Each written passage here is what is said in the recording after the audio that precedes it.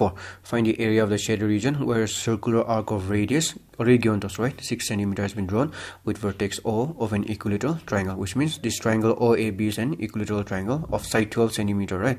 So remember, if this is 12, this is also 12, this is also 12. Now coming back to the question, we also find the area of the shaded region, right? That means I have to find this whole area. Clear? So how will we find? So we're going to do like this. We'll first find the area of the entire circle, all right, then area of this equilateral triangle, right? I have to add these two, area of circle plus area of triangle minus area of this sector. All right, so now I'll tell you the reason why we have to subtract the sector. See, when you look at, can you see that the circle is behind? It is behind the triangle. That is why we cannot see the whole thing, right? You cannot see. So that's how we're going to do. We're going to find the area of the entire circle, right? But now remember that this portion is not seen, right? But since I have taken the entire circle, that's why we have to subtract this sector. All right, if I subtract the sector, then it will look something like this. All right, so this is what we want. So you can already see here, this is what we should try to get. All right, so that's why we have to subtract the sector. So I hope this is clear. Now let's start one after the other.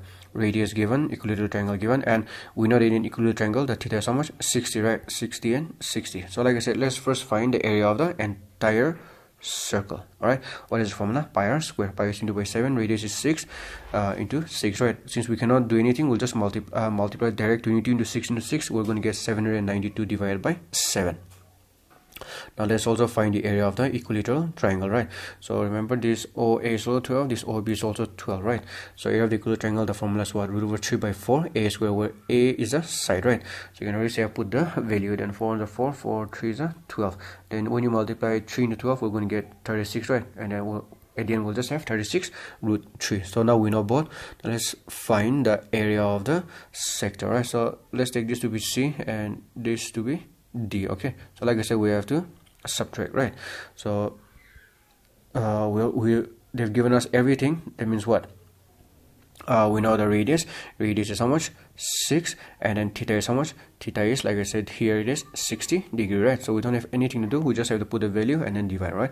So 20 by 7, radius is 6, theta is 60, then divide by 360. So I can divide this 0 0 6 1 6 60 36 6 6. I can divide.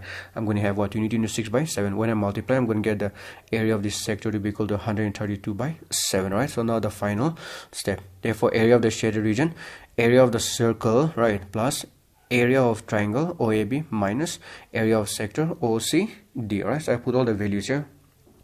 Now you can see that they have the same denominator, right? So we'll find the LCM and do the subtraction for these two. Because their denominators are the same, LCM will simply be 7, right? And just write down both the numerators. So 792 minus 130, and when you subtract, we're going to get 660 divided by 7 plus 36 root over 3. So this is how your textbook answer is left it. Okay, so now we got the area of the shaded region to be equal to 660 by 7 plus 36 root 3 centimeter square.